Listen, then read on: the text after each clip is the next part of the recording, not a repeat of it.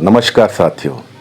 हमारे देश में रहने वाले प्रत्येक देशवासी या यूं कह लीजिए कि प्रत्येक परिवार का एक सपना होता है कि अपने जीवन में केवल एक बार अपना छोटा सा सुंदर सपनों का आशियाना बना सके, यानी अपने रहने के लिए घर बना सके।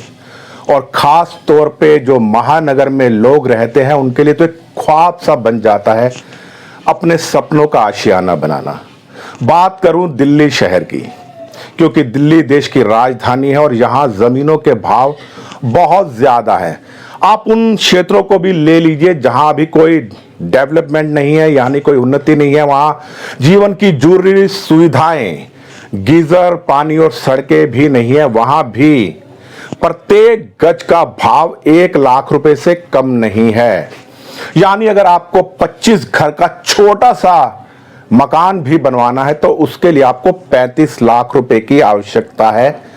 25 लाख तो जमीन खरीदने के लिए और 10 लाख उस पे कंस्ट्रक्शन करवाने के लिए, क्योंकि 25 गज में केवल एक कमरा, रसोई, लैट्रिन, बाथरूम बनता है तो 2 मंजिल चढ़ाना अनिवार्य है। अगर आप 2 मंजिला मकान बनाते हैं तो उसके लिए आपको 35 लाख रुपए लगते हैं।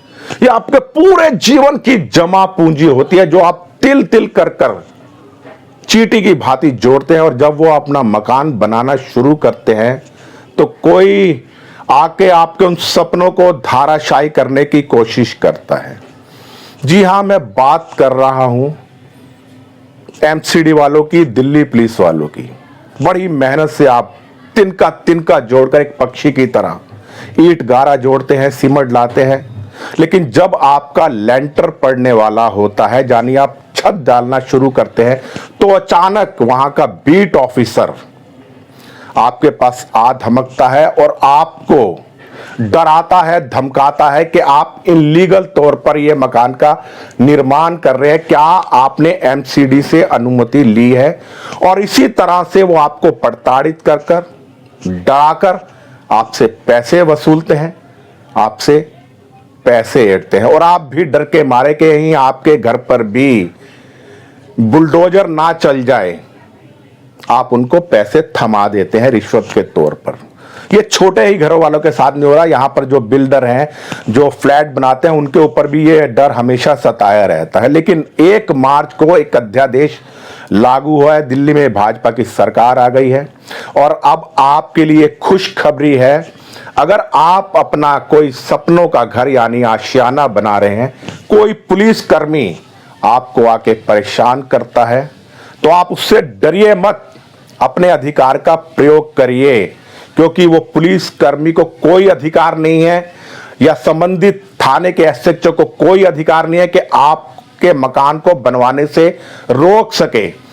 ये गृह मंत्रालय से साफ आदेश है और अमित शाह जी ने यह आदेश लागू कर दिया है। अगर कोई पुलिस वाला आपको डराता है, धमकाता है, मकान बनाने से रोकता है, तो आप जाकर एमसीडी कर्मचारियों से इसकी सूचना दीजिए, कंप्लेंट दर्ज कराइए, क्योंकि पुलिसकर्मी कभी भी पुलिसकर्मी के खिलाफ रिपोर्ट दर्ज नहीं करेगा। आप अगर पीसीआर को कॉल करेंगे वो भी टाल मटोल कर कर आपकी रिपोर्ट दर्ज नहीं करेंगे। यह साफ तौर पर देखा गया है। दिल्ली में खुलेआम नशे का व्यापार होता है, शराब बिकती है, अवैध नशे के सामान बिकते हैं, वहां पुलिस नहीं जाती। लेकिन अगर आप अपने घर में निर्माण के लिए बोरिंग करवाते हैं तो तुरंत पुलिस हरकत में आ जाती है, स्कॉटलैंड यार्ड की तरह आपके घर पहुंच जाएगी बोरिंग रुकवाने के लिए, लेंटर रुकवाने के लिए, भू माफियाओं की तरह। यानी एक एक्सटॉर्शन मनी के रूप में आपको प्रताड़ित किया जाता है। लेकिन अब आप डरिए मत, आप सीधा उनकी कंप्लेंट कीजिए, विजिलेंस विभाग को सूचित कर दिए कि फलां फलां पुलिस अधिकारी, उसकी नेम प्लेट की फोटो ले लीजिए, उसकी वीडियो बनाइए कि आपसे ये रिश्वत मांग रहा है। तुरंत वो बर्खास्त होगा, क्योंकि अब दिल्ली में भाजपा की सरकार आ गई और भाजपा सरकार को पता है अब वो टाल मटोल नहीं कर सकते, क्योंकि दिल्ली में जो पुलिस है वो गृह मंत्रालय के अधीन है और देश में भी भाजपा की सरकार है। इसलिए अपने अधिकारों को पहचानिए, ये सूचना मैंने आपको पहले दे दी है। लेकिन अभी भी हो सकता है कि पुलिस वाले आपको तंग करें, ये कहकर कि आपके मकान की बनती हुई सूचना हम म्युनिसिपल कॉर्पोरेशन यानी दिल्ली एमसीडी को दे रहे हैं। जहां तक मैं आपको बता दूं, शायद 25 गज या उससे छोटे मकानों पर नक्शा पास करवाने की आवश्यकता नहीं होती है। अगर आप उससे बड़े मकान बना रहे हैं तो नक्शा पास करवाने की आवश्यकता है। तो इसीलिए आप अपने पास पूरे डॉक्यूमेंट्स रखिए। अगर आप वहां पर पानी ले रहे हैं तो उसके लिए पहले डेवलपमेंट चार्ज जो भरा जाता है उसका चार्ज भरिए।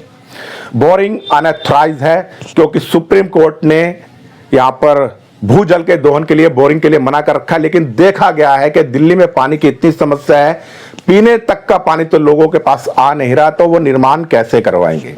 आप अपने किसी पड़ोसी से मांग सकते हैं। पहले जैसे चलता था कि आपने पुलिस वालों को रिश्वत दी और आपके बोरिंग हो गई, इस तरह के आप काम मत कीजिएगा। और दूसरी सूचना मैं आपको देने जा रहा हूं, अगर आपके पास 15 वर्ष पुरानी कोई गाड़ी है तो अब 1 अप्रैल से आपको उस गाड़ी के लिए पेट्रोल नहीं मिलेगा, चाहे वो आपके पास स्कूटी है, स्कूटर है, कार है, जीप है, यानी कोई भी कमर्शियल या प्राइवेट वाहन को अगर आप पेट्रोल पंप पर जाते हैं, वह 15 वर्ष से अधिक पुराना है, तो आपको पेट्रोल नहीं मिलेगा। क्योंकि दिल्ली में पोल्यूशन बहुत बढ़ गया और मैं समझता हूं कि भाजपा सरकार ने यह बहुत अच्छा एक कदम उठाया है। तो आपको सूचित कर दूं, अब ऐसी गाड़ियों को मत रखिए, उन गाड़ियों को बेच दीजिए। कुछ पैसे भी आपके पास आएंगे और उसके बदले आप एक नई व्हीकल ले लीजिएगा। पुरानी गाड़ियां बहुत पेट्रोल खाती थी और उतनी ही बचत आपको नई गाड़ियां खरीदने में हो जाएगी। तो दिल्ली वासियों, अब आप घबराइए नहीं, अब आप खुलकर मकान बनाइए, लेकिन नियमों के अनुसार बनाइए। मैंने आपको बता दिया है 25 गज से मकान, 30 गज के या छोटे मकानों पे नक्शा पास करवाना अनिवार्य नहीं है, लेकिन अगर आप बड़ा कंस्ट्रक्शन करवाते हैं, 4 मंजिल का बनाते हैं, तो आपको नक्शा पास करवाना अनिवार्य है। पानी की समस्या है, वह भी आप पानी के टैंकर मंगवा सकते हैं, उससे आप कंस्ट्रक्शन वगैरह करवा सकते हैं। बोरिंग मैंने आपको पहले बता दिया है कि इनलीगल है। सुप्रीम कोर्ट ने कह रखा है कि भूमि का जल दोहन आप नहीं कर सकते हैं। बस बहुत खुशी हुई कि भाजपा अच्छे कदम उठा रही है, लेकिन ये जो पानी की समस्या है, मैं कहना चाहूंगा दिल्ली की नवनिर्वाचित मुख्यमंत्री रेखा गुप्ता जी से कि कंस्ट्रक्शन के लिए आपको छूट देनी चाहिए। कंस्ट्रक्शन के वक्त आदमी पानी यूज कर सकता है, लेकिन बाद में जो वो बोरिंग हुई है उसको बंद करवा देना चाहिए, क्योंकि पानी बहुत खर्च होता है मकानों के निर्माण के लिए।